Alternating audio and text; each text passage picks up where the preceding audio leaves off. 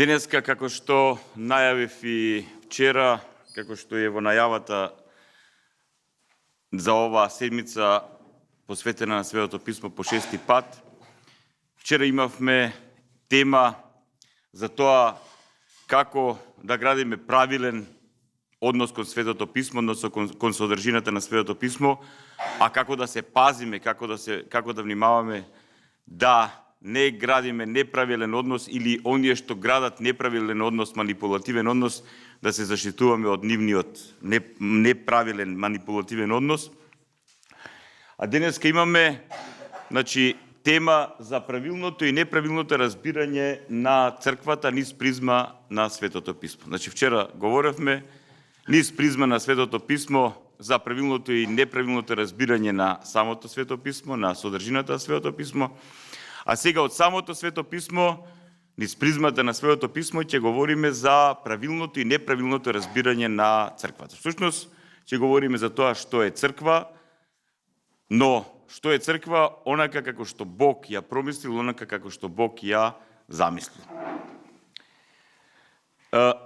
Пред да почнам со денешното предавање, сакам уште веднаш да го дефинираме тој момент кој многу често е така нејасен во умовите на современите верници, на современите христијани.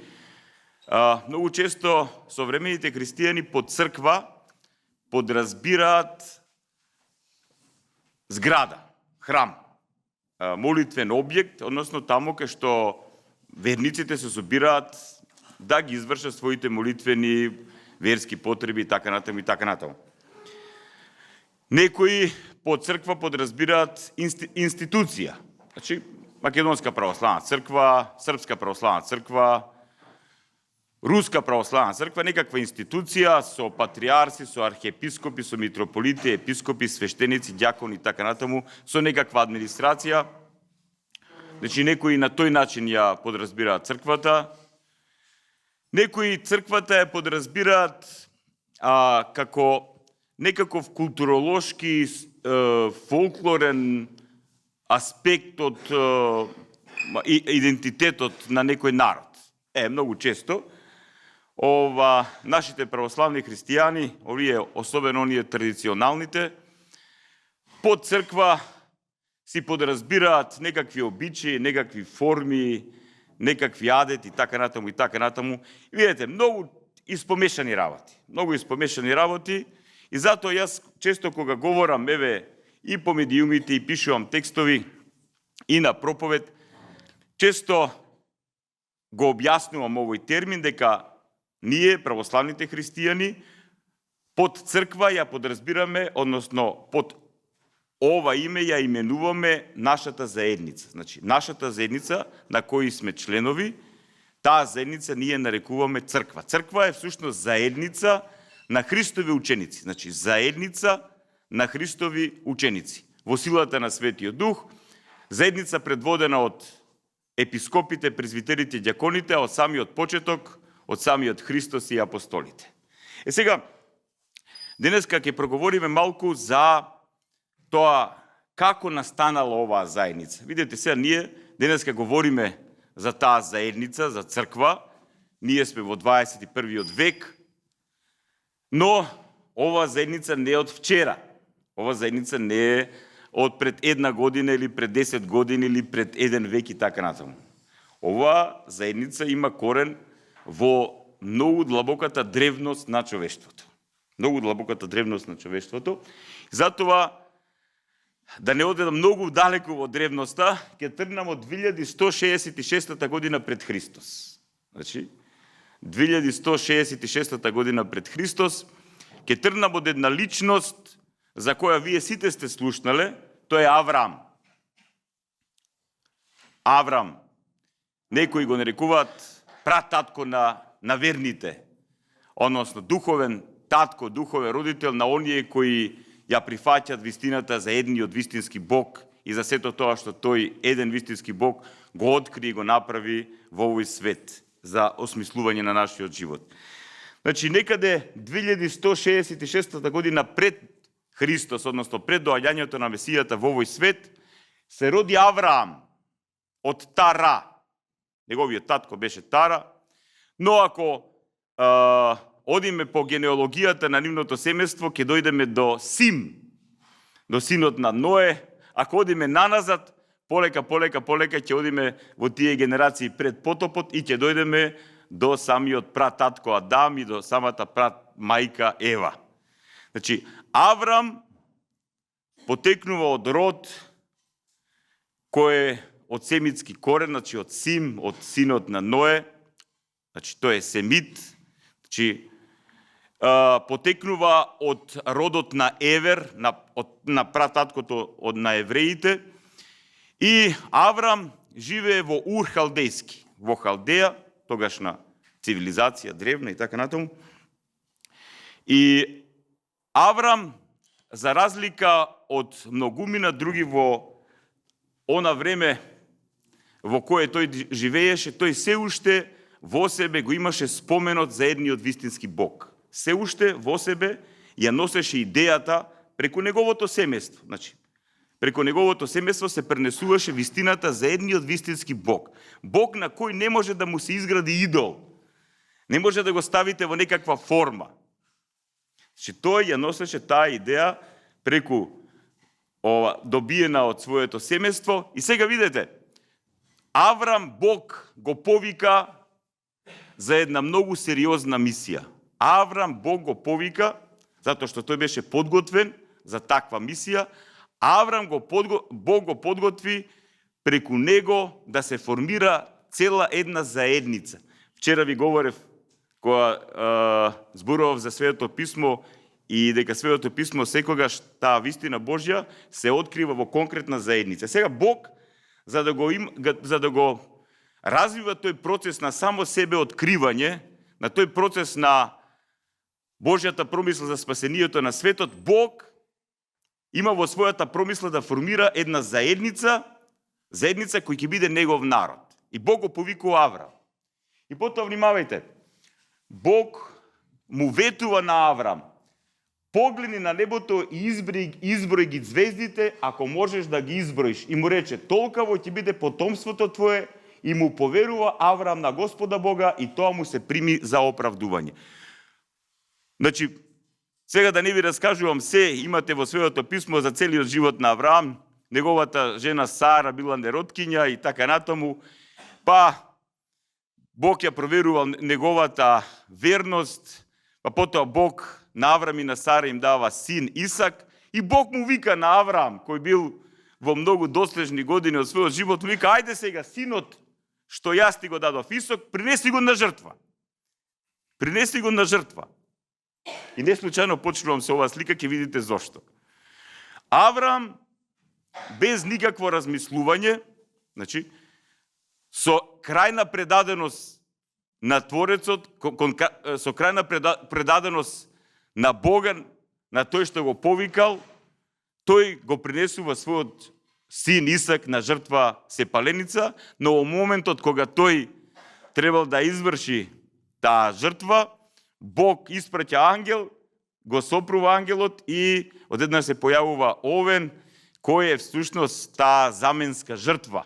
Заменска жртва, кој всушност таа заменска жртва е символ на жртвата што самиот наш Бог, самиот наш Отец Небесен ќе ја даде за искупување на целото човештво, тоа е неговиот единороден син. Видете како започнува формирањето на старозаветниот народ Божи.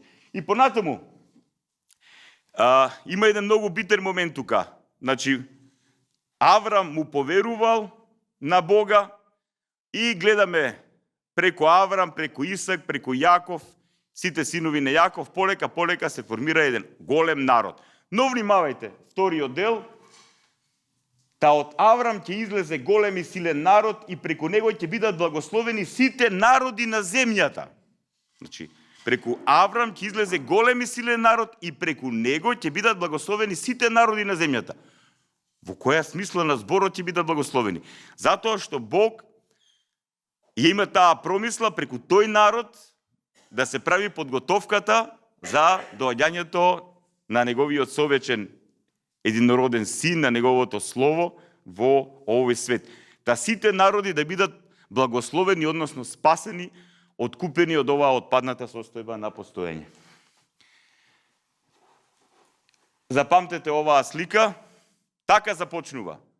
Со вера, ме разбирате, Бог ја темели својата заедница. Заедницата што ја формира е темели на вера. И затоа ние сме верници. Односно имаме довера во Бог. Аврам имал довера во Бог. Тоа е многу битен момент. Доверба. Тој имал доверба во него. Значи, кога ќе го читате сето ова што го говорев во првата книга Мојсееве, што пророкот Мојсей го опишал животот на Аврам, вие ќе видите каква вера имал Аврам и на кој начин тој ја стекнал таа вера, односно таа доверба во Творецот. Понатаму, тој народ што својот корен го има од Аврам, од Исак, од Јаков, 450 години се наоѓа, не целиот овој период, но последниот период од овие 450 години се наоѓа во египетско робство. Знаете, со Јосиф, кога Јосиф станува началник тамо во Египет и кога има голема глад, тоа Јосиф е еден од синовите на Јаков и потоа Јаков и останатите негови синови доаѓаат во Египет и од почеток тие живеат таму во делтата на Нил, но како што се размножувал овој народ кој дошол само како едно мало племе, како што се размножувал, толку повеќе египетските фараони се плашеле од евреите. И вие знаете, во втората книга Мојсеева, таа е опишано сето она што се случило со многу од представниците на овој народ и се разбира и со Мојсей, кој бил фрлен во вода, па самата принцеза египетска го пронаоѓа и тој станува египетски аристократ и Бог еве преку него ја исполнува таа промисла за ослободување на еврејскиот народ од египетското робство. Значи, ова е периодот на Мојсие од 1480-та до 1410-та година пред Христос. Во тој период пророкот Мојсей го запишува сето она што јас сега во моментот ви го говорам. Тој го запишува сето тоа што се случило и со Авраам и со останатите представници на тој род кои ја сведочеле вистината за едниот вистински Бог и така до Адам и Ева. Пророкот Мојсей ја запишал историјата на излегувањето на еврејскиот народ од египетското робство, примањето на 10 Божји заповеди и Бог му ја дава Тора, односно законот, за тоа како треба тој старозаветен народ Божји, тој Божји народ да го организира својот живот. И еве, полека се формира заедница на Божји народ во рамките на тој стар договор, стар завет помеѓу Бог и тој еврејски народ преку Мојсей. Ова е сликата кога Мојсей го предводи народот еврејски од египетското робство. И сега внимавајте, ова што ќе го прочитам се наоѓа во втората книга Мојсеева. И тоа му го говори Јахве. Многу, ако го читате сериозно Светото писмо и завлегувате во неговата содржина, знаете, кога Бог го повикува Мојсей да биде оној кој треба да го ослободи еврејскиот народ од египетското робство, Мојсей затоа што бил воспитан во египетски дух, а кај египјаните, затоа што тие си правеле разни божества, разни форми на божества и така натаму, и сите тие нивни божества имале имиња. И сега Мојсей му вели на Севишниот: добро, вели, ти ме праќаш ке браќата мои, но што да им кажам јас? Кој ме праќа? Кој е твоето име? И сега внимавајте, не може Бог да го каже своето име, затоа што Бог само ги кажува своите својства. Например, кога Бог би го кажал своето име, тоа би било дефинирање на Бог, ме разбирате. Но Бог ја кажува преку ова име, ако можам така да кажам, суштината на своето својство, најдлабоката суштина на своето својство, а тоа е дека е вечно постоечко битие. Јахве, значи јас сум оној кој вечно постои. Вечно постоечкиот. Тој што е надвор од просторот и времето. тој што вечно постои, тој му се обраќа на Мојсей и му кажува: моето име е Јахве, јас сум оној кој вечно постои. Сега тој вечно постоечкиот му го говори ова на Мојсей, а преку Мојсей на целиот тој старозаветен народ Божи. Па сега, ако го слушате гласот мој и го пазите заветот мој, ќе ми бидете народ избран меѓу сите народи, зашто моја е земјата цела. Вие ќе ми бидете царство на свештеници и народ свет. Тоа се зборовите што ќе им ги кажеш на синовите Израилеви. Бог стапува во завет, во договор со синовите, односно наследниците на Авраам, на Исак, со синовите на Јаков. И се формира тој старозаветен народ Божи, кој има свој модел на живење, тоа е Тора, односно законот. Законот кој Бог го открил, и старозаветниот народ Божи со многу нешта се разликува од тогашните пагански народи, кои тонеле во идолопоклонство, во окултизам, магизам и така натаму и така натаму. И тој народ Бог, значи, го избира, првин го формира, што се вели, на еден начин, потоа го избира да биде негов свет народ. Одвоен народ од другите народи со посебна мисија во овој свет. Значи, оваа заедница на старозаветниот народ Божи ја имала во себе оваа смисла. Првата смисла била да се сведочи вистината за едниот вистински Бог, да се пронесува пораката дека овој свет има Творец, да се пренесува пораката кој е тој, кој е неговата волја и така натаму, затоа што другите народи, за жал, гледате, паѓаат во идолопоклонство, во богонепознавање. Значи, тоа била една од целите на постоењето на тој народ, а втората, посуштинската цел, е таа што преку тој народ одела подготовката за доаѓањето на Месијата, на помазаникот, на Спасителот. Гледате? Значи, се е од Бога промислено и се е проверливо. Се ова што го говорам е историски проверливо, археолошки потврдено. И ден денеска може да отидете во Израел, и ден денеска можете да отидете да го видите ѕидот на плачот, западната страна од Ерусалимскиот храм, гробот на Давид, на Авраам, така натаму. Се тоа денеска може да се провери. Одиме понатаму. Видите, овој старозаветен народ Божи, преку Тората, преку законот даден од Бога, започнал свој богослужбен живот, му служил на Бога. И целта на тој богослужбен живот во Стариот Завет била жртвата.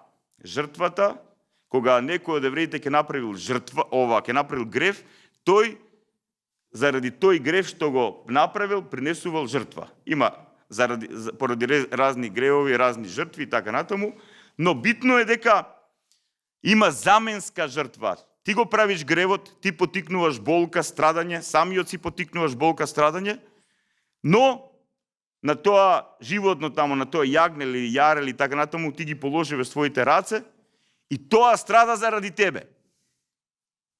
Видете, се сеќавате од почетокот со Авраам и сега целиот жртвено-приносувачки систем кај евреите. Сето тоа водело кон Месијата.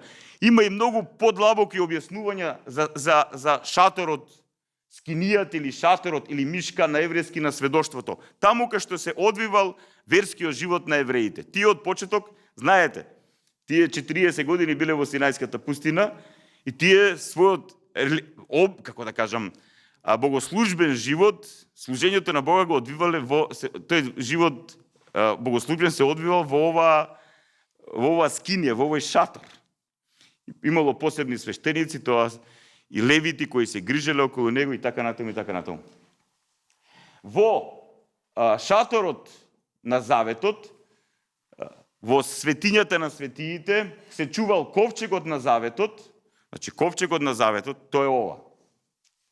Ковчегот на заветот, во кој се чувале 10 Божи заповеди, тие две камени плочи, жезлот на Арон, мааната, таа храна што јаделе евреите додека поминувале низ пустината, и сето тоа се чувало како спомен во ковчегот на заветот. Ковчегот на заветот бил во последниот дел на шаторот, во светињата на светиите, и вака некако изгледал реконструкцијата, значи која е верна според она што Бог му го кажал на Мојсей И он според тој образоц го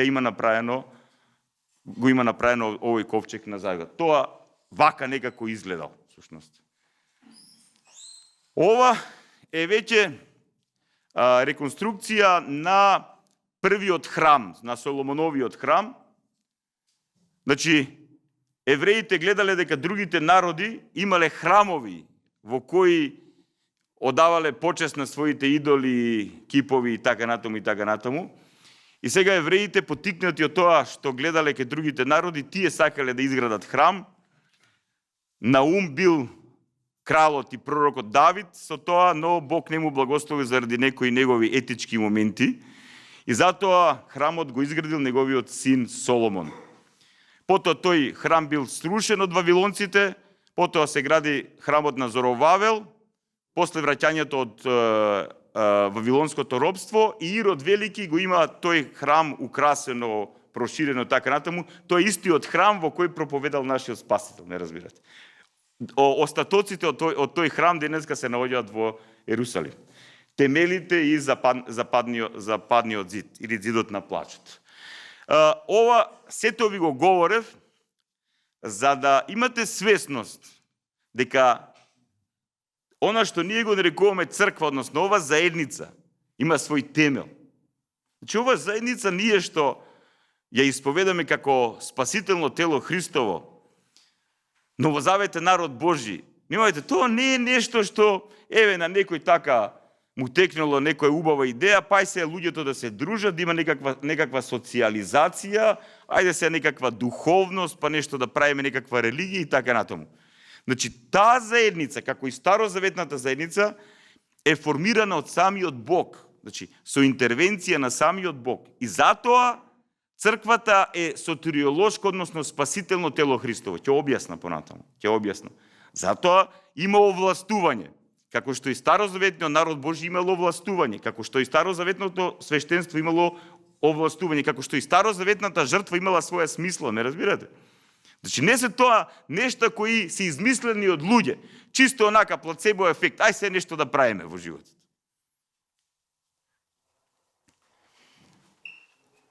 Кога се исполнува времето, во библиска смисла на зборот, кога почнала да се исполнуваат пророштвата на пророците од Стариот Завет за доаѓањето на Месијата, кога дошло тоа време, месијанското време, кое Бог го подготвувал, во овој свет, отпаднат од Бога, преку Светиот Дух и пречистата девојка Марија, Богородица, онаа што е плод, па внимавајте, и самата таа е плод на целиот еден народ. Значи, ако говориме ние, ако одиме подлабоко сега, ако одиме подлабоко во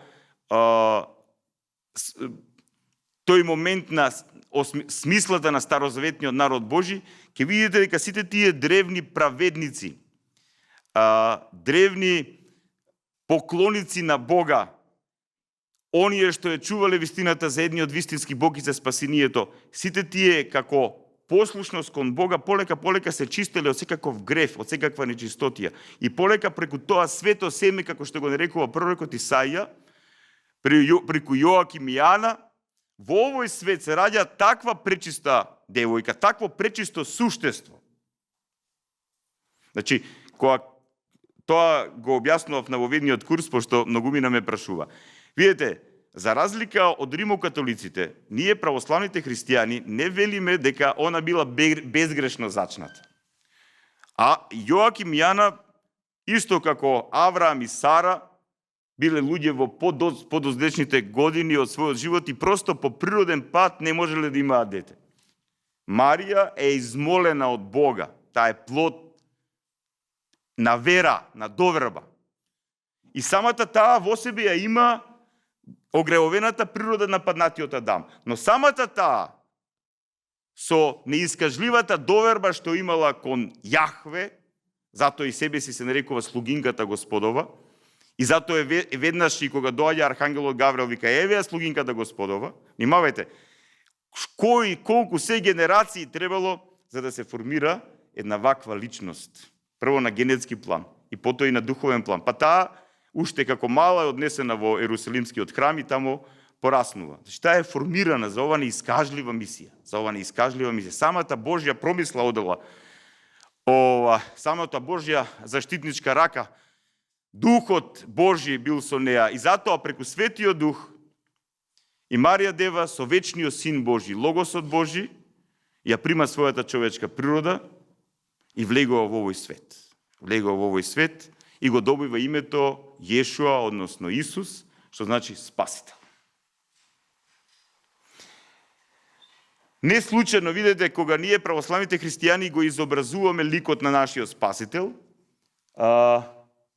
секогаш има од горната облека негова е сина, а долниот хитон така натаму е кафен или црвен и така натаму.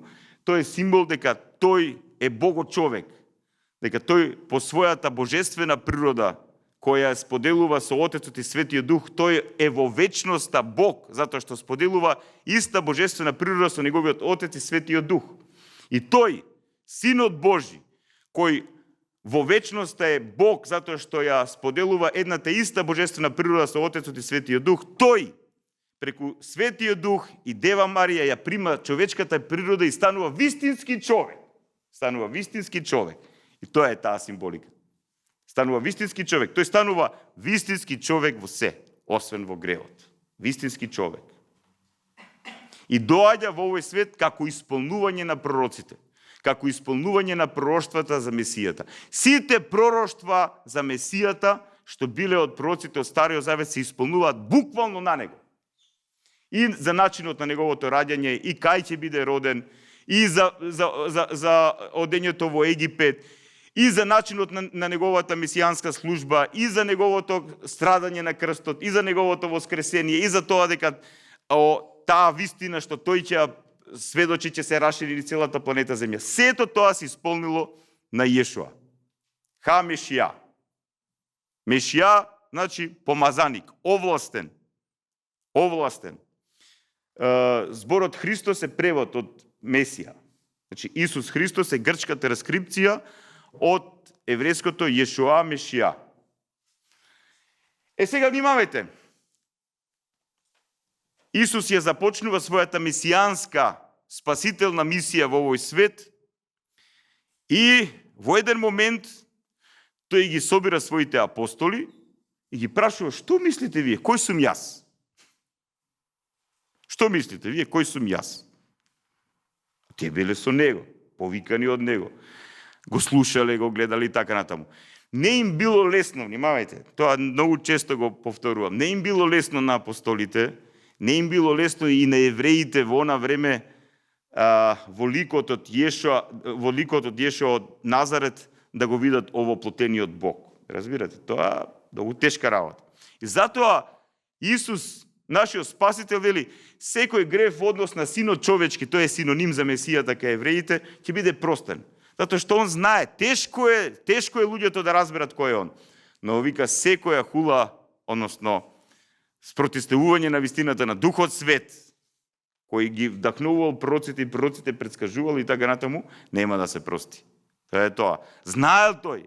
Не било лесно во телото на тој рабин од Галилеја, човек да ја открие таа вистина дека тој е тој што е. И на крај крајва, замислите што би правеле вие, што би правеле апостолите со таа вистина во умот. Тешко било. Подоцна, полека, тие полека тоа го разбират. Но, ова е многу битен цитат, кога нашиот Спасител ги прашува своите апостоли: а што мислите вие, кој сум јас? Шимон или Симон, наречен Петар или Кефа на арамејски, што значи карпа. Карпа, тоа ви е огромно вака парче камен. Карпа, набајаш карпа. Стабилна. Значи, одговори и рече: ти си Христос, односно Месијата, Синот на живиот Бог.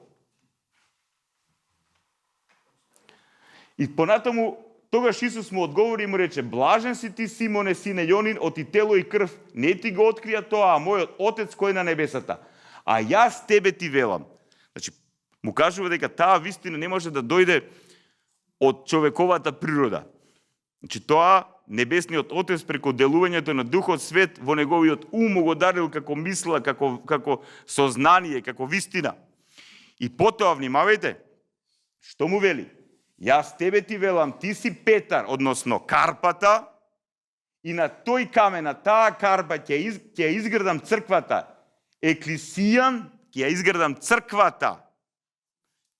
Значи, ќе изградам таа заедница, тој мој новозаветен народ Божи. На што ќе изгради? На карпа. На каква карпа? Значи, на цврстината на исповедањето на верата дека тој е Месија, спасител на светот. Ме разбирате? Значи, на основа на таа вера, односно на основа на верата на луѓето кои ќе исповедаат дека Исус е Месија, очекуваниот Месија, спасител на светот, Божиот син, на основа на таа вера, тој ќе изгради својата заедница. Видите, повторно вера. Заедница која се гради на вера. На верата на Петар, на верата на останатите апостоли, на верата на милиони и милиони други членови на црквата. Но Христос вика, на тој камен, на таа карпа и така натаму. Понатаму вели, и вратите на Адот нема да ја надвладеат. Адот, еврејски Шеол, значи советот на демонските сили, вратата е синоним за совет кај евреите, они се собирале кај овчата порта, на совет. Значи советот на демонските сили, односно на адските сили, никогаш нема да ја надвладеат црквата.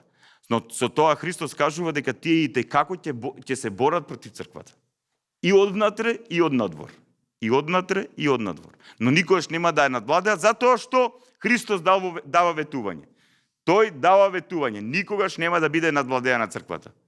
Ќе биде напаѓана, но никогаш надвладеана, никогаш победена.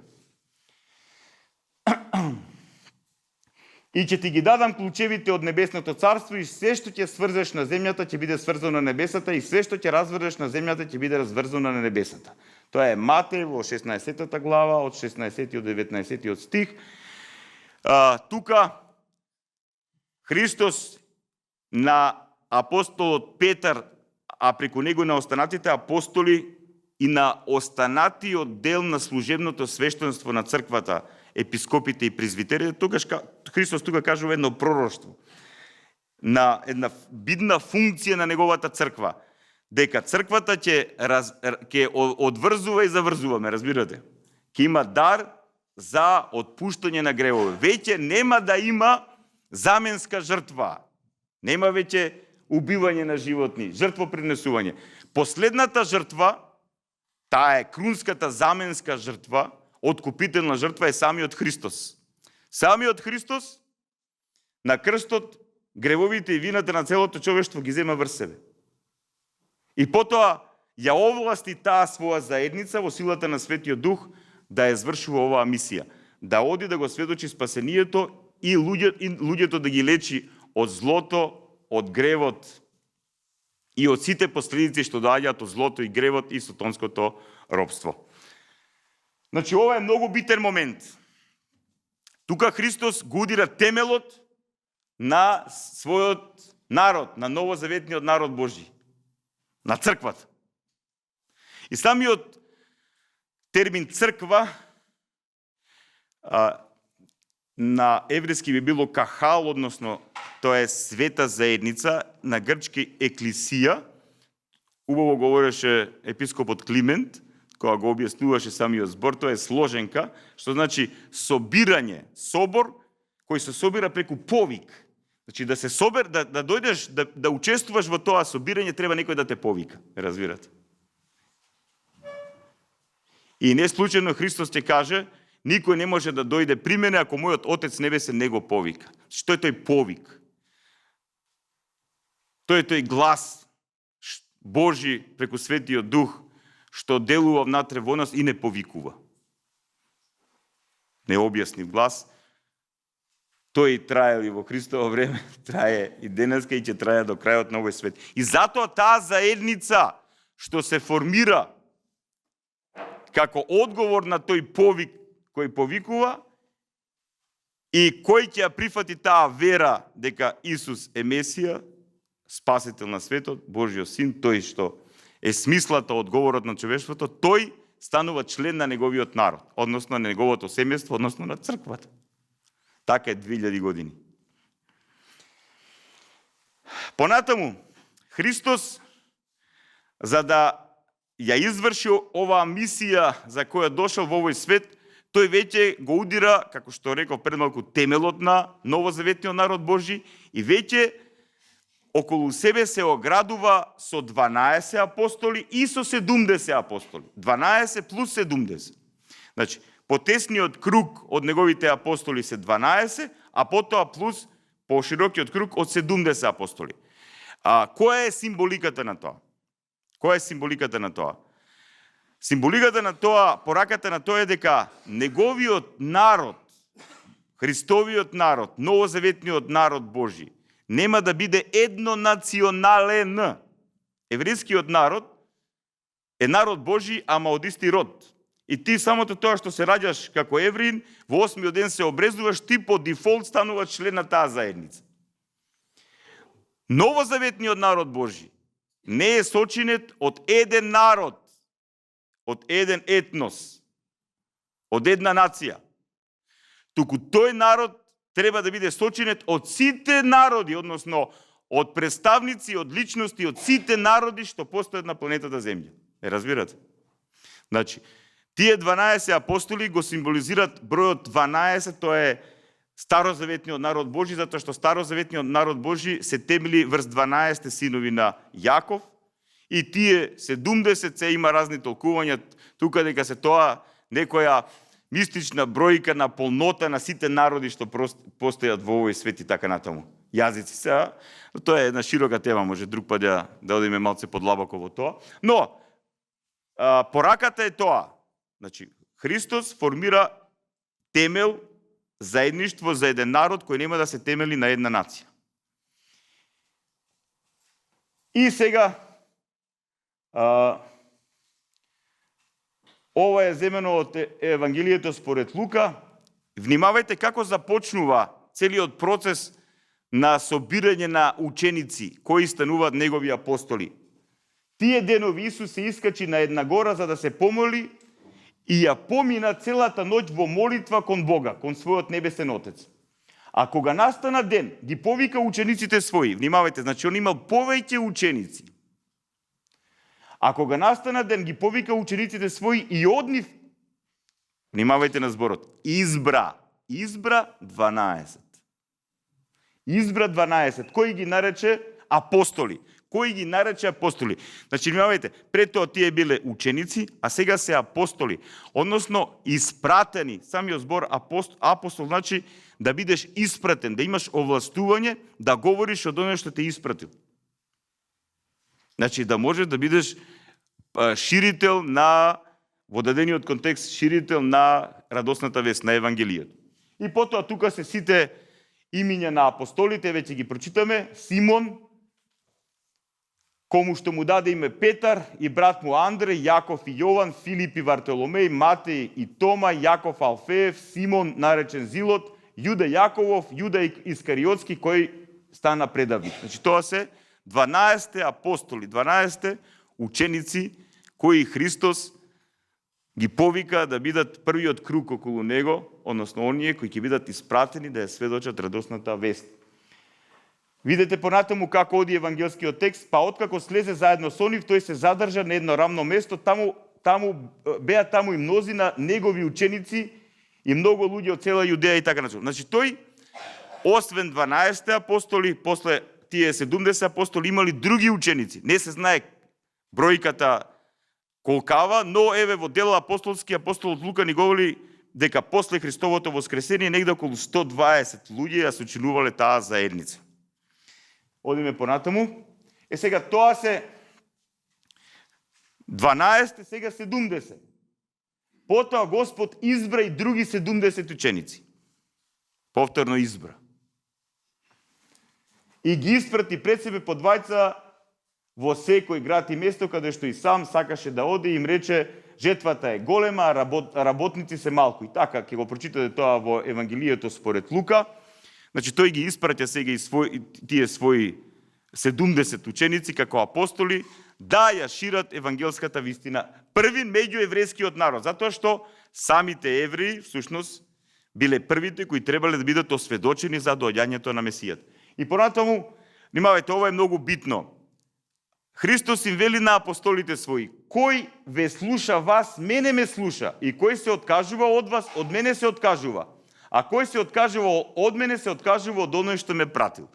Значи, многу е сериозно човек кога ќе биде избран во апостолски повик, многу е сериозна таа негова мисија, како што била сериозна мисијата на апостолите, затоа што тие говореле во името Христово. Тие не говореле некаква своја философија, некакви своји мудрувања, предпоставки. Тие говореле во негово име, со негово властување и со негова сила. И затоа и правеле такви чудеси. И затоа Христос вика: кој вас ме слуша, мене ме слуша. Значи, 12 апостоли, 70 апостоли. И рековме, некаде после 50-ница, кога се прима силата на Светиот Дух, некаде околу 120 луѓе биле вкупно. Како што сведочи апостолот Лука, тоа е темелот на новозаветниот народ Божи на црквата. И сега се случува Христовата откупителна жртва, старањето на крстот, неговото воскресение, тој како воскреснат, како победник над смртта, 40 дена е со своите ученици и пред своето вознесение, пред своето враќање кај неговиот и нашиот небесен Отец, тој им ги говори овие зборови на апостолите, кои исто така се запишани од апостолот Лука. Првата книга, вака почнува делата на светите апостоли од апостолот Лука. Тој своето евангелие и првата своја книга и потоа и делата на светите апостоли ги посветува на некој Теофил, дали е тоа конкретна личност или на било кој човек кој е Теофил, односно оној кој го љуби Бога. Тоа значи Теофил. Значи, првата книга од Теофиле ја напишав за се она што Исус почна и да врши и да учи до денот кога се вознесе. Откако преку Светиот Дух им даде заповед на апостолите што беше ги избрал, повторно, внимавајте. А на кој им се представи жив по своето страдање со многу верни докази, јавувајќи им се преку 40 дни и зборувајќи им за Царството Божјо. И собирајќи ги, тој им заповеда. Значи, ова се случува после Христовото воскресение. Тој е заедно со своите апостоли, тој им ги открива тајните на Царството Божјо, но и ги подготвува за таа мисија за која тој ги подготвил 3,5 години. Да бидат сведоци за Царството Божјо, односно да бидат сведоци за вистината, за тоа како човек да се спаси преку Христовата откупителна жртва од сатанското робство, од злото, гревот, духовната смрт, телесната смрт. Внимавајте што им вели Христос на своите апостоли. Не оддалечувајте се од Ерусалим, туку чекајте го ветувањето од Отецот за кое сте слушале од мене. Зашто Јован крштеваше со вода, а вие не по многу дни од денес ќе бидете крстени со Свет Дух. А тие кога се собраа го прашаа велејќи: во ова време ли го востановуваш, Господи, царството Израилево? А тој им одговори: не е ваше да ги знаете времињата или годините што Отецот ги задржал во своја власт. Внимавајте сега, но ќе примите сила кога врзва ќе слезе Светиот Дух и ќе ми бидете сведоци во Ерусалим и во цела Јудеја, Самарија и дури до крајот на земјата. Кажува пророштво. И тука говори за тоа дека тие ќе ја примат силата, односно водството Божјо преку силата на Светиот Дух, преку тие несоздадени божествени енергии на 50-ница. И тоа што Христос им го ветил на апостолите, 10 дена по неговото вознесение, се исполнува. Значи, тие се исполниле со силата на Светиот Дух, со таа несоздадена божествена енергија, со таа енергија која извира и сијува од несоздадената божествена природа која е над просторот и времето, вечно постоечкиот. Таа љубов Божја, таа вистина Божја, тој живот Божји, таа светлина Божја. И на денот на Петдесетница на еврејскиот празник Шавуот, празникот на првите плодови, кога евреите се собирале во Иерусалим, баш на тој ден, и плюс според рабинската традиција на празникот Шавуот, реков пред малку, тој е еден од трите големи еврејски празници, евреите го празнувале денот кога ги примиле 10 Божји заповеди на Синај, да бидат старозаветен народ Божји. Тоа е фундаментот на нивната старозаветна етика. 10 Божји заповеди. И тоа се случува 50 дена од излегувањето од Египет. И сега 50 дена од Христовото воскресение, 50 дена од новата Пасха, сега се удира фундаментот на новозаветната етика која се темели на силата на Светиот Дух, на Божјото присуство, на Божјото водство натре во човекот. Затоа што човек без Божјото водство, без Божјото присуство, без Божјата вистина, љубов, без неговото директно дејство во отпаднатата човекова природа и личност, човекот не може да ги разбере овие работи. И затоа ние гледаме какви биле апостолите пред 50-ница и по 50-ница. Тие, многу често го говорам тоа, тие го виделе Исуса, тие го слушале, јаделе со Него, оделе, проповедале, ги виделе сите тие чудеси и повторно живееле во страв. Повторно стравот бил посилен од нив. Таква е паднатата човечка природа. Таква е последицата од гревот. Неизвестност, страв, стегнатост. Па дури и да знаеш што ако. А сега, после денот на 50-ница, ние гледаме сосем, ајде да кажам така, обновени личности, преобразени личности преку силата на Светиот Дух. И гледате, ова е една копска икона на 50-ница, Светиот Дух во вид на гулаб, како им ја дава таа своја несоздадена божествена сила, енергија преку тие огнени јазици што слегуваат на секој од апостолите. И сега, во дела апостолски, апостолот Лука го пише ова. Кога се навршија дните на 50-ница, сите апостоли беа заедно еднодушни и ненадејно се чу шум од небото, како да идеше силен ветер и ја исполни целата куќа каде што седеа. И им се јавија разделени јазици како огнени и застанаа по еден на секого од нив. И сите се исполнија со Дух Свет и почнаа да зборуваат на други јазици, онака како што им даваше Духот Свет да изговараат. Што беше првата пројава на Светиот Дух во апостолите, првиот дар, тој е дар на јазици. Сега, сакам ова да го запаметите. Од овој ден, од денот на 50-ница, оваа заедница што ја формира нашиот Спасител, станува црква, станува богочовечки организам. Богочовечки организам. Значи, црквата не е се само луѓето. Кога црквата би се темелела само на нас верниците, само на нас свештениците, епископите и така, до сега таа немаше да постои, луѓе. Ние сме кварна роба. Не се шегувам. Да црквата не беше богочовечки организам, да Светиот Дух, кој делува во црквата, не ја водеше црквата, иако нашиот Спасител кој седи одесно на Отецот како возглавител на црквата и наш единствен посредник помеѓу него, нашиот Небесен Отец и нас во силата на Светиот Дух. Да Христос не е глава на црквата, да Светиот Дух не ја оживува црквата, не ја води црквата.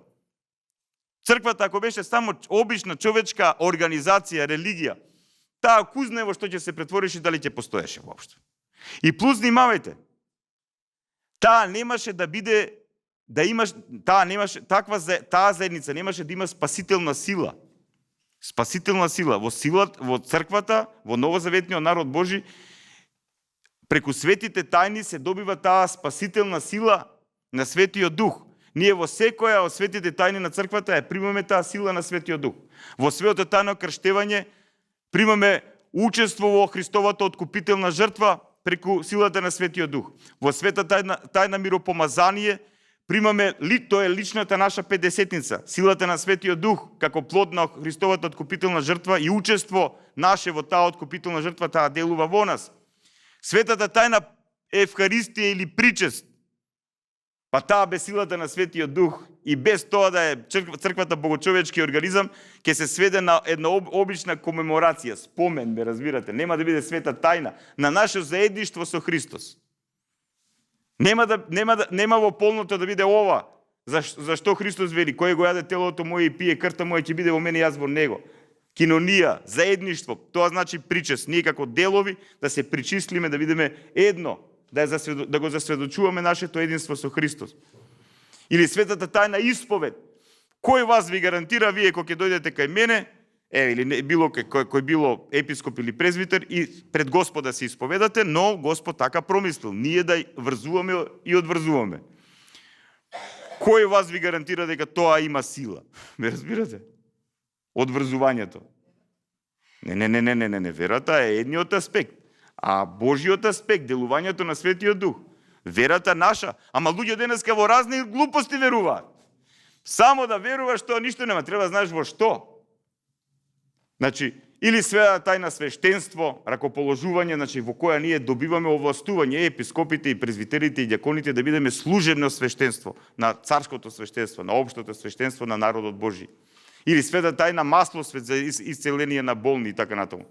Или се што се случува во црквата.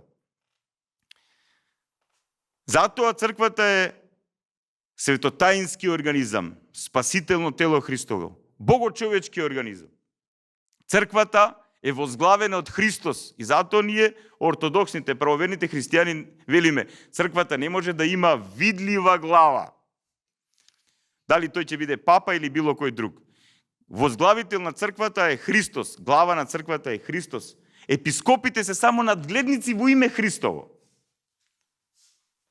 Презвитерите се на местото на апостолите и водени од епископот треба да го исполнуваат тоа што Христос го заповедал, да бидат учители на народот, духовни раководители, свештенослужители и така натаму и така. Ме разбирате? Сето тоа е остварливо од овој ден. И затоа ние гледаме од денот на Петдесетницата, апостолот Петар таа првата своја проповед и веднаш 3000 луѓе се крстиле. Се крстиле, баптизо, потопување во вода.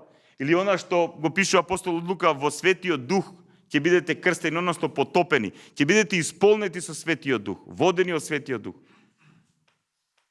И затоа апостолот Петар и останатите апостоли веднаш после таа негова проповед 3000 луѓе ги причислуваат во новозаветниот народ Божи. Тие луѓе кои јавно ја искажале својата вера дека Исус е Христос, дека Јешо е Месија, спасител на светот. И тие биле крстени. И тоа крштевање што значи? Тие поверувале дека тој е откупителот, тој ги земал гревовите и вината на целото човештво врз себе. И затоа што поверувале во тоа биле крстени и биле причислени во црквата.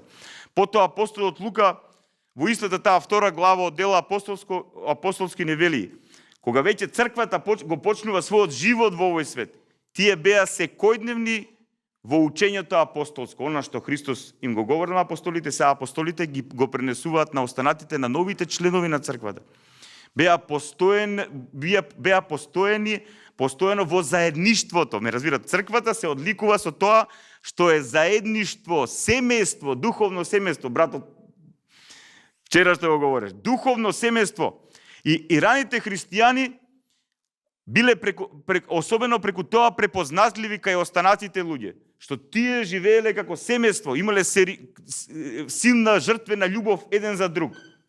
И затоа се нарекувале браќа и сестри, затоа што сите тие имале еден ист небески татко во едната мајка, тоа е црквата во силата на Светиот Дух.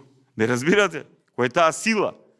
И тоа нивно засведочување за тоа единство во љубовта го правеле кога прекршувале леп. И вика апостолот Лука, беа заедно во учењето апостолско, во заедништвото, во прекршување леп. Тоа е првата евхаристија, како востанувањето на светата тајна на заедништвото, причест со лебот и виното со телото и крвта Христова е на Велики петок, односно на Велики четврток, на тајната вечера, но потоа сега без Христа, во силата на Светиот Дух, апостолите ја прават таа евхаристија. Го прекршуваат лебот и го принесуваат лебот и виното и тоа станува тело и крв Христова. И тие заеднички нивни собирања ги нарекуваат литургија. Литургија е грчки збор што значи заедничко дело, нешто што го прави заедницата. Апостолите од почеток, па останатите членови, па потоа со текот на времето апостолите ракоположуваат дјакони и презвитери, односно старешини, и потоа по смртта на апостолите, нив ги наследуваат епископите. Епископите, презвитерите, дјаконите. И така почнува да се формира црквата. Разбирате? И, значи, 4 одлики на црквата. Учењето апостолско, заедништвото, учество во тајната на заедништвото, прекршувањето на лебот или евхаристијата, причестувањето и молитвите. Ти биле препознатливи по тоа што се молеле еден за друг, што се грижеле еден за друг. Значи, живееле како едно семејство, едно духовно семејство. И од почеток се им било заеднички. Немало приватна својина. Во првиот период на црквата се им било заеднички. Тие навистина живееле, навистина во таа полнота, како да ви кажам, на очекување на оној живот што треба да го живееме во Царството Божјо. Живот во заедништво, во љубов, во предаденост. Внимавајте, па црквата ги решила, односно, Христовото Евангелие, Христовата радосна вест, во црквата ги решила сите проблеми со кои се соочува паднатото човештво. Ако живееме како црква, ние ќе ги решиме сите проблеми. И социјални проблеми, и економски проблеми, и политички проблеми. Кога ние би го слушале Христос. Затоа што во раната црква, внимавајте, раните христијани својот спасител, својот Господ го доживувале како свој цар. И денеска, кога се крштеваме, особено кога се крштеваат возрастни, и сега епископот или презвитерот го прашува тој што треба да се крсти, дали ти веруваш во Исуса како во свој спасител, како во свој Господ, како во свој цар, во свој Бог и така натаму. И затоа раните христијани не сакале да принесуваат жртва на паганските идоли, на Цезарот и така натаму. Ме разбирате? Значи, се формира заедница која во многу нешта се разликувала од сета паднатост на овој свет. Се формира црквата. Еклесија. Новозаветниот народ Божи. И таа за многу кратко време започнала да се шири, квантитативно, почнала да се шири. Значи, се повеќе и повеќе членови влегувале во црквата и таа почнала да се шири во Јудеја, во Галилеја и во целиот тој дел на медитеранскиот басен. Ова е и заповета Христова, што тој им ја дал на апостолите, а преко апостолите на сите членови на црквата. Одете и научете ги сите народи, крштевајќи ги во името на Отецот, Синот и Светиот Дух и учејќи ги да пазат се што сум ви заповедал и ете јас сум со вас преко сите дни до крајот на светот. Амин. Со кого? Со неговата црква. Со тие што се негови. Со таа заедница што добила овластување на 50-ница, ме разбирате? Со тој новозаветен народ Божи. Значи, подтемно црвено, тоа е проширувањето на христијанството во првите 3 века.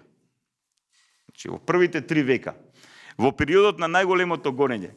Значи, христијанството се проширува од Британија до Галија, денешна Франција, Шпанија, цела Северна Африка, значи, тој дел кај што е Сирија, делот на Турција денешна, а тогаш била Римска империја таму, Кападокија и така натаму, Елада, Македонија, Тракија, Далмација, Илирија и така натаму и така натаму.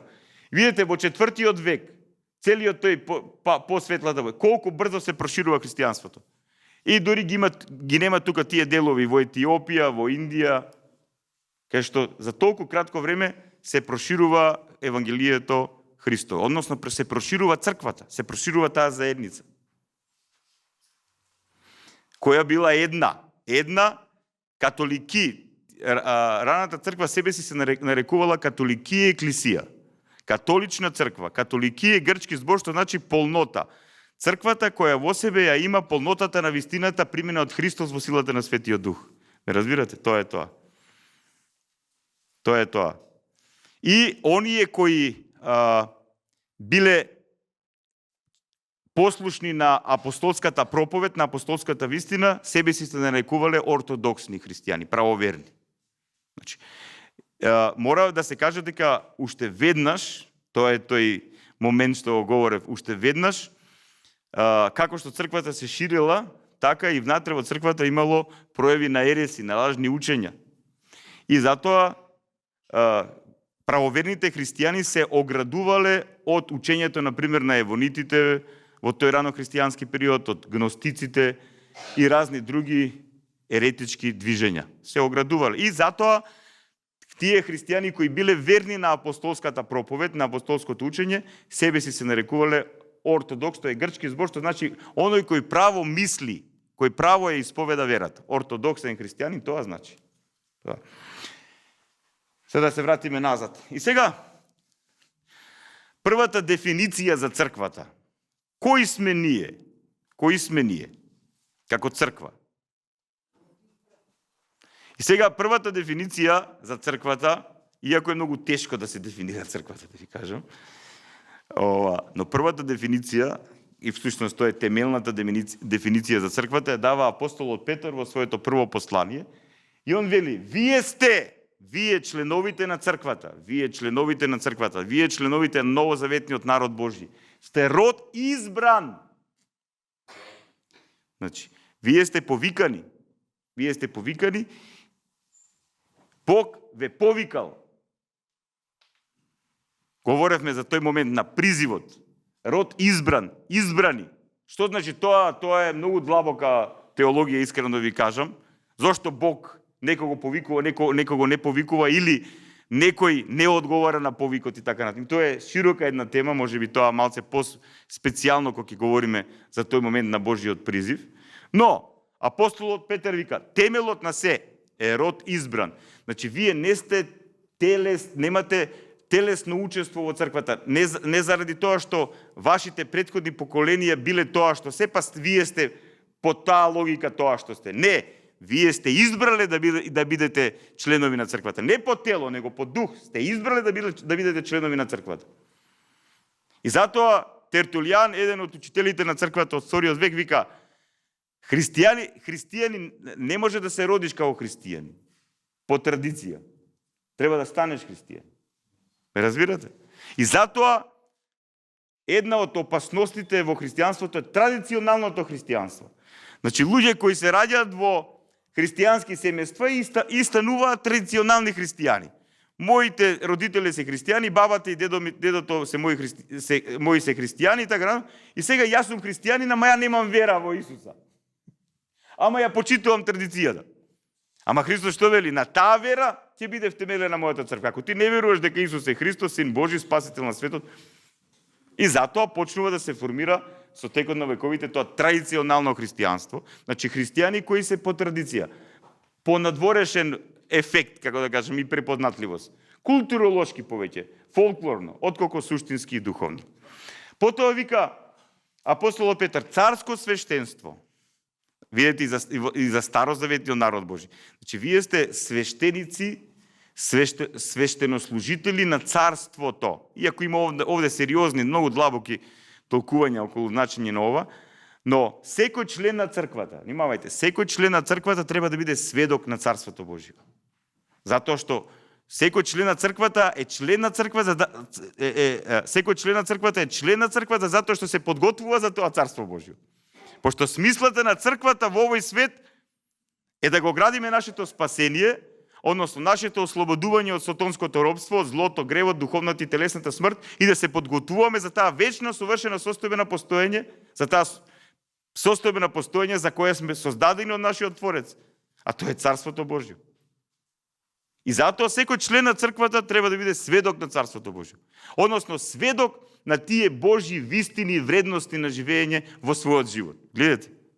И така, во црквата имаме општо свештенство. Тоа е општо свештенство на црквата. Сите членови на црквата се свештеници во оваа смисла на зборот, а со текот на времето, значи, се избира така нареченото служебно свештенство, значи свештенство кое треба да му служи на царското свештенство, на општото свештенство. Тоа се ѓаконите, презвитерите и епископите. Ѓако значи слуга, прислужник, презвитер значи старешина и епископ значи надгледник, надзорник. Значи, тие го има тоа властување во силата на Светиот Дух да бидат пастири, учители, свештенослужители, управници на црквата, ме разбирате? Свет народ свет народ. Вика апостол Петар, вие не сте институција, вие не сте храм, вие сте народ, црквата е народ. Евсевије Кесаревски во својата историја пишува за христијаните како нов народ, ме разбирате? Како нов народ пишува. Христијаните се вика нов народ, духовен народ на оваа планета.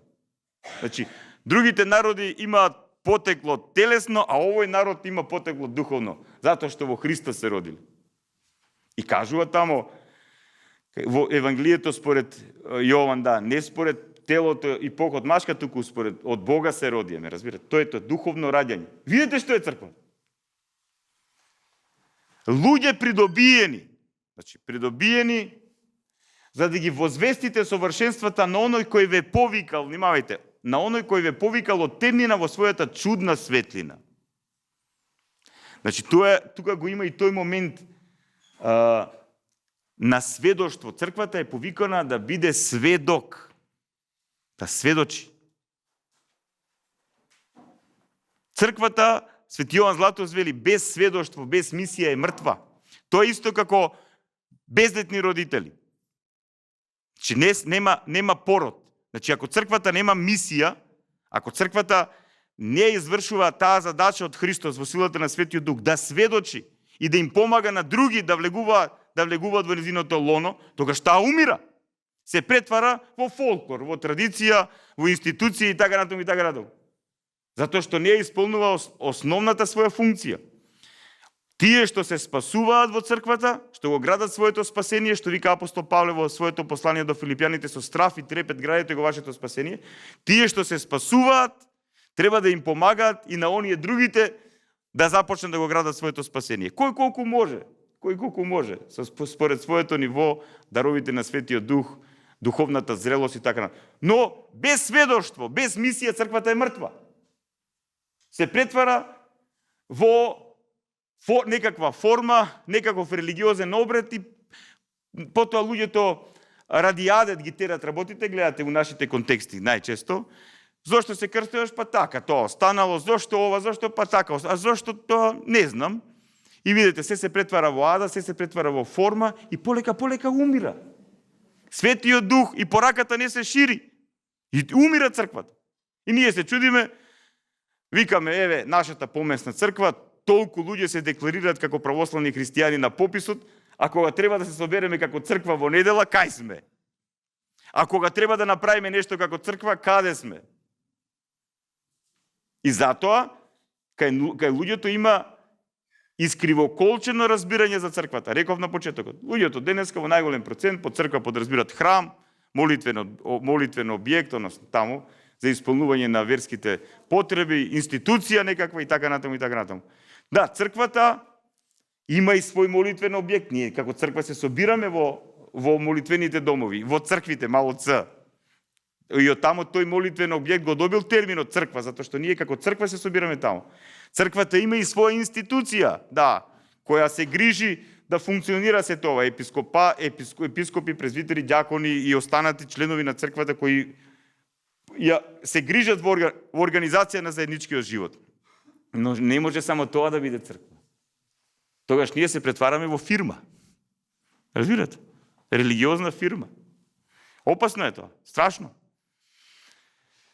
Понатаму вели, вие кои некогаш не бевте народ, тука мисли на разни племиња, пагански, така натаму, а сега сте народ Божи, кои не бевте помилувани, а сега сте помилувани. Сега преку Христовата откупителна жртва во силата на Светиот Дух станувате народ Божи.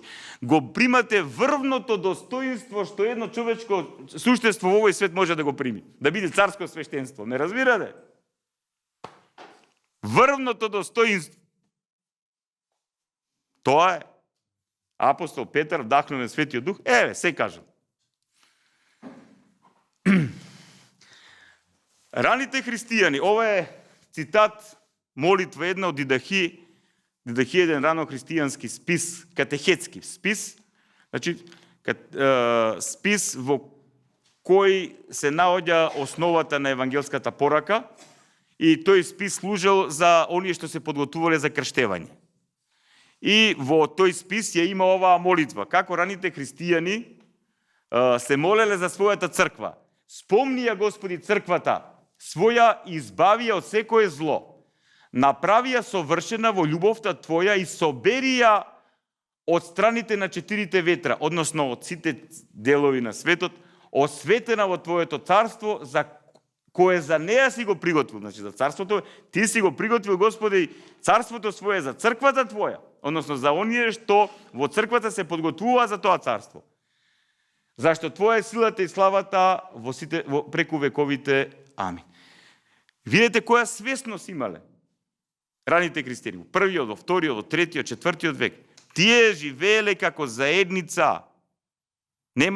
Црквата не била религиозна фирма, црквата не била фолклор, црквата не била традиција, туку заедница на Христови ученици во силата на Светиот Дух, предводена од епископите, презвитерите, ѓаконите, заедница духовна, заедница која напредувала во исполнувањето на Божјата волја и сведоштво на патот на вистината и спасението. И затоа за толку кратко време црквата се проширила. И затоа внимавајте, ние кога ги читаме посланијата на апостол Павле, на останатите апостоли, потоа кога ги читаме рано христијанските текстови, еве например посланијата на Свети Игнатија Антиохиски, на епископот на Смирна, светиот Поликарп, има еден прекрасен рано христијански текст, Ерм, кој пишува за тоа каква е црквата и така натаму, или Свети Кипријан Картагински. Вие кога ги читате рано христијанските автори, вие гледате како тие доживуваат црквата. Црквата за нив е исто онака како што, ако се сеќавате на тој момент, кога апостол Павле како Шаул ја гони црквата, и Христос му се јавува во патот, кога тој оди кон Дамаск и му вика: Павле, Шаул, Савле, зошто ме гониш? Христос се идентификува со својата црква. Која е таа сила, која е таа љубов, која е таа посветеност, ме разбирате? И ние, за жал, од век во век, од година во година, полека успеавме да дојдеме до ова дереже. Да заборавиме кои сме. Односно, некој сериозно работи да заборавиме. Да. Сега, говорев за тој аспект, за правилното разбирање на црквата, значи, како треба да се разбере црквата, за правилното разбирање на црквата, а од што треба да внимаваме, да не правиме, за да не ја искривиме црквата. Односно, неправилното разбирање. Видете што вели нашиот Спасител. Заповед дава. А Исус, кога ги повика, се мисли на неговите апостоли, им рече: знаете дека оние што се сметаат кнезови народни, господарат над нив и управниците управуваат над нив. Но меѓу вас нека не биде така. А кој меѓу вас сака да биде поголем, нека ви биде слуга. И кој сака меѓу вас да биде прв, нека ви биде роб на сите. Значи, во црквата сме повикани да служиме, а не да ни служат. Он им дава заповед на апостолите, ама таа заповед важи и за епископите, и за презвитерите, и за ѓаконите, и за сите членови на црквата. А помеѓу вас да не биде така како што е во светот. Сака Христос да каже: чувајте се од логиката на паднатиот свет. Не допуштајте светот да влезе во црквата. Односно, принципите на отпаднатиот свет да влезат во црквата. Чим ќе влезат принципите на отпаднатиот свет во црквата, тогаш што вие ќе се разликувате од светот? Ќе ве заведе со тоната и ќе го изгубите патот. Понатаму вели Христос: никој не може да им слугува на двајца господари. Или едниот ќе го замрази, а другиот засака, или кон едниот ќе се приврзе, а другиот ќе го презре. Не можете да му служите на Бога и на мамона. Јасно. Ова е една од рак раните на црквата ни целата историја. Затоа што многу често некои нејзини раководители, возглавители, па и многу нејзини членови сакале и на Бога и на мамона. Сакале да прават компромис со светот. Не може. Секој компромис со светот страшно се наплатува. Значи, црквата не е од овој свет, таа е во овој свет, таа треба да ја прифаќа реалноста на овој свет, но не принципите, паднатите принципи, начинот на вреднување на постоењето по логиката на овој свет. Тогаш, повторно, она што го кажав пред малку, тогаш со што ние ќе се разликуваме од светот? Што ние ќе му дадеме на светот? Павле Евдокимов, еден теолог, во својата книга за лудата љубов Божја вели вака: во некои моменти гледам дека светот станал подобар од нас, кои сме во црквата. Замислете. Замислете до кај сме се отуѓиле. Замислете. Потоа вели Христос: пазете се од лажните пророци кои доаѓаат во овча кожа, а однатре се волци грабливи. Значи, говори за тоа дека во црквата ќе има лажни учители, кои, внимавајте, кои доаѓаат во овча кожа, знаете онака, маскирани. Црквата многу пропатила од лажни браќа. Маскирани со добра намера која те отклонува од патот. И вели Христос: а однатре се волци грабливи, по нивните плодови ќе ги познаете. Не можете вие од секого да примате поука, насок и така натаму, додека не го проверите човекот и не ги видите плодовите на неговиот живот. Разбирате? Јас пред нема ни месец дена гледам таму во центарот на градот, седнат така еден млад човек и двајца до него во кошули со така мормони. И им приоѓам и викам: што нешто муавет правите така? Кои сте вие? И викам на тој дечко, да викам: ти знаеш ли кои се били? Па интересно нешто збора вама. Чекај се, ти праше ги. Ама вика за Исус зборат. Евеа овчата кожа, ме разбирате. Сите тие лажни учители, сите тие од почеток ви говорат: да, за Исус, за црквата, за Дух Свети, за ова, за она, ви кажуваат еден дел од вистината, која е вистина и општо прифатена за сите. Али ви кажуваат од 100% од таа порака што сакат да ви ја пратат, 30% е вистина, а 70% е нивната лага. И после тоа, кога ќе ве вовлечат, 100% станува лагата. Дали се тоа лажни учители, разни секти, култови, во самата црква имате луѓе кои имаат проблематична побожност, проблематична духовност, која не се темели врз темелот на верата, врз Божјото откровение, врз здравото учење на оците на црквата. Ме разбирате? Имате луѓе со психолошки проблеми. Имате луѓе со болна амбиција. Ме разбирате? Треба да отворите очи. Треба да отворите широко очи. Кому му отварате својата душа, како што вика свети Никодим Агеорит? Треба да внимавајте, душата е скапа, а апостол Павле вели дека сме скапо платени со Христовата крв. И да не дозволуваме да бидеме наивни, луѓе. Затоа што оној непријателот на нашето спасение делува преку нашата падната природа, преку гревовите, страстите, тие разни навики од паднатиот живот. Прво преку тоа не лаже, не држи во робство, потоа преку лажни учители. Или не соблазнува преку лажни кои се легитимни свештеници и епископи, но кои се во црквата од кој знае кои причини. Не е нивната вера во Христос, тука кој знае кој е нивниот мотив да бидат епископи или владици или све, кој знае. Да не влегувам. И сега тие ве соблазнуваат. Значи, вика, како може он да го прави ово? Па може бе, затоа што тоа му е верата, ме разбирате? Тоа е, он кузне заради што влегол во заедницата. А ако сериозно очитаме Светото писмо и преданието апостолско и на светите оци, тамо сериозно се потенцира дека секој што е кандидат за епископски, презвитерски чин треба да биде испитан. И не само за презвитерски епископски чин, туку и да биде член на црквата. Во рано-христијанскиот период 3 години бил процесот на подготовка. Значи, прво треба да го напуштиш животот во паганство и потоа полека да се отвориш за еден нов принцип на живење.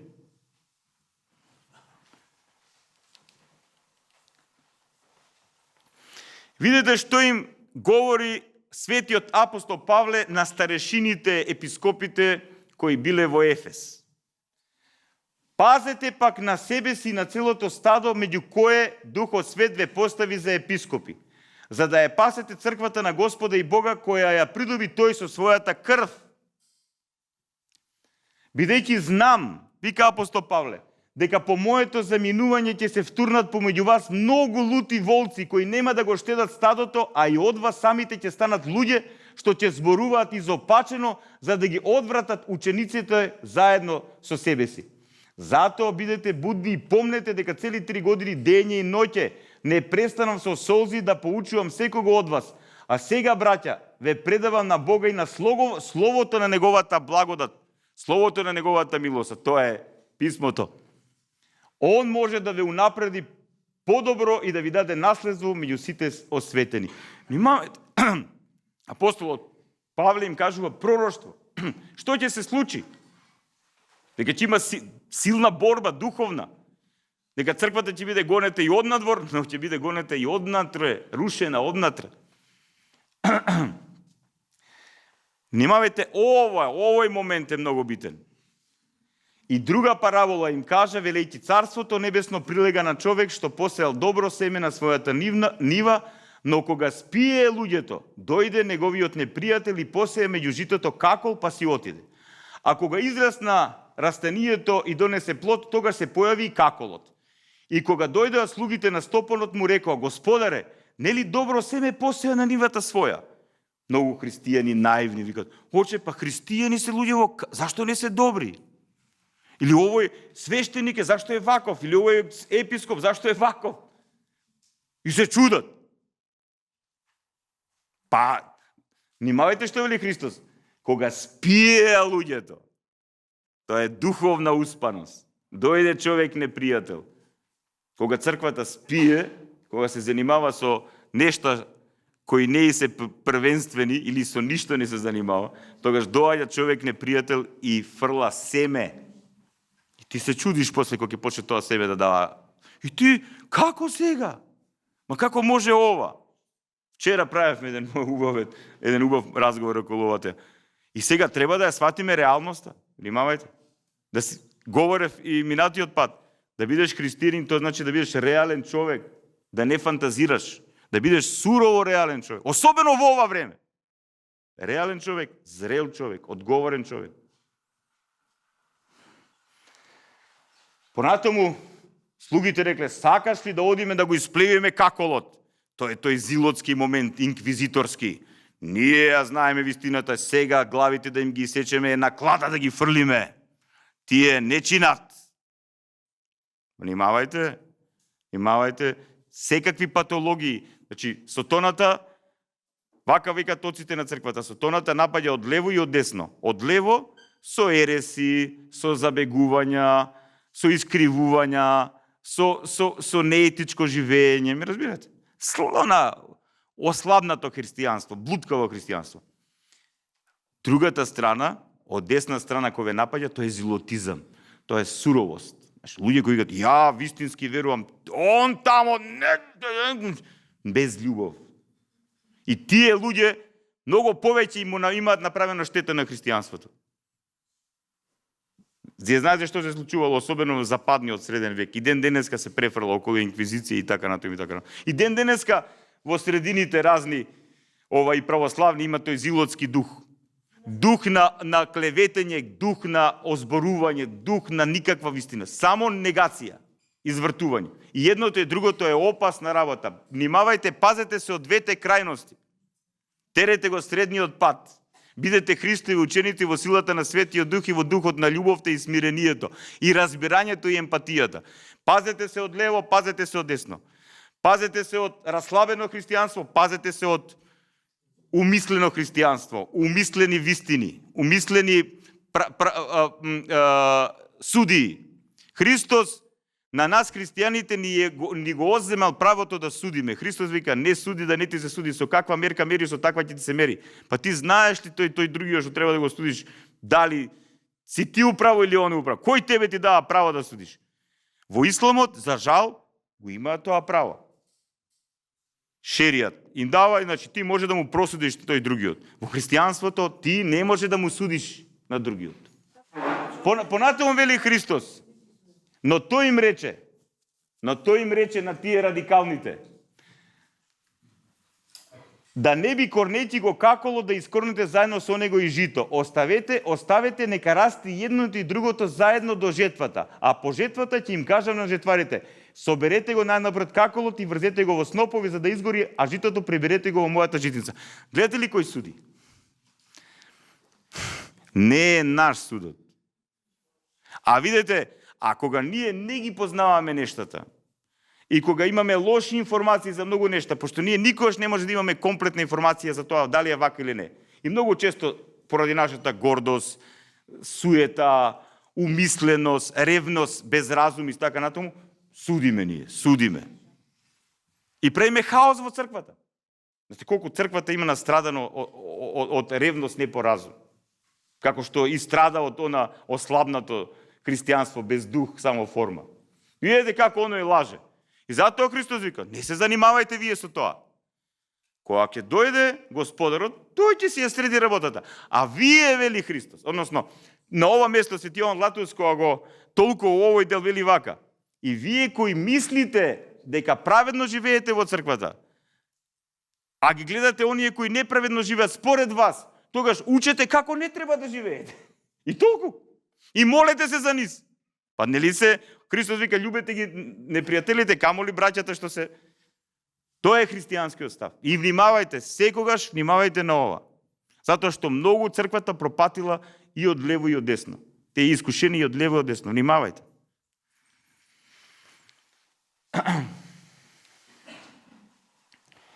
Понатаму, ово особено важи за свештенослужителите. По смртта на апостолите, на нивното место се епископите, презвитерите, ѓаконите, особено на местото на апостолите, апостолска власт имаат епископите. И затоа доле ја имаме таа слика. Значи, епископот е председател, оној кој предстојува со евхаристиското собирање, литургиското собирање, исто онака како што апостолите тоа го правеле, по Педесетница, исто онака како што Христос на тајната вечера стоеше на главното место, ме разбирате? И ја водеше тајната вечера, односно пасхалната вечера. А ние презвитерите со благослов и овластување од епископот ја извршуваме литургијата и сите свети тајни. Со благослов и овластување од епископот во силата на Светиот Дух. Значи, епископ, па презвитери, па ѓакони. Тамо горе она икона, фреска е всушност, тоа е Света Лидија, првиот член на црквата од Македонија, која била крстена светот апостол Павле. Доле имаме слика на миропомазание и така натаму. Како всушност тоа што го започнале апостолите и ден денеска во црквата трае преку свештенослужителите на црквата. Но внимавајте што кажува Христос за свештенослужителите на црквата. Кој е пак тој верен и благоразумен слуга, кого ќе го постави Господарот негов над слугите своји да им дава навреме храна. Значи, свештенослужителите, епископите, презвитерите, особено епископите и презвитерите се поставени на народот Божи да им даваат навреме храна. Значи, како дете, му треба навреме да му дадеш храна, да се грижи за него. Блазе си му на тој слуга кога ќе дојде Господарот негов и го најде да постапува така. Вистина ви велам дека на целиот свој умот ќе го постави него. Значи, ако бил верен во овој свет и во вечноста ќе има таа полнота на учество во царството Божјо, во довербата кон Творецот. Ако пак тој слуга, бидејќи лош, рече во срцето свое, Господарот мој уште долго време нема да дојде, па почне да ги бие другарите своји, да јаде и пие со пијаниците, Господарот на тој слуга ќе дојде во ден кога тој не го очекува и во час што не го знае и ќе го пресече на половина и ќе му даде еднаква награда со лицемерите. Таму ќе биде плач и крчкање со забите. Кој ќе суди? И кога често ми говорите овој епископ бил ваков, овој презвитер бил ваков, вика, луѓе, не судете, не се занимавајте вие со нешто што не е ваше. Ако тој не поставува како што треба, тогаш гледај да не правиш и ти така, но остави го Господарот што го поставил да биде слуга на слугите своји да го суди. И вика, ќе дојде во час што тој не се надева. И ќе го пресече на половина. Сака да каже, сите нечистоти што тој човек ги правил ќе излезат на виделина. И таму ќе вика и ќе му дале дел со лицемерите. Нема играчки, луѓе. Христос се си кажал, ние ако го слушавме него до сега, ама, фала му на Бога и за ова што се собираме, па што можеме да се подсетиме на овие вистински нешта. Како да ја разбираме црквата и како да не ја разбираме, како да не ја практикуваме. Се сеќавате како го почнавме предавањето? Со доверба.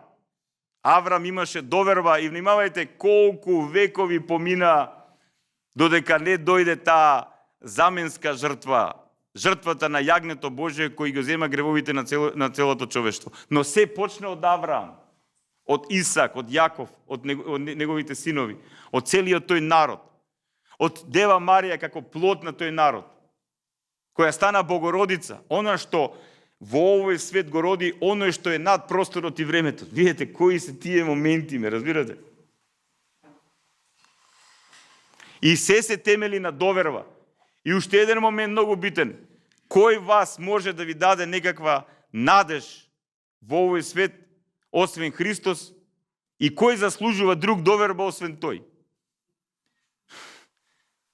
Пошто било кој друг да дојде да ви говори, проверете го, што нуди, од кај доаѓа тоа што он го. Видете христијанството каков корен има. Директно до Адам. Видете црквата. И зашто црквата е една света соборна апостолска? Зашто не може да постојат повеќе цркви?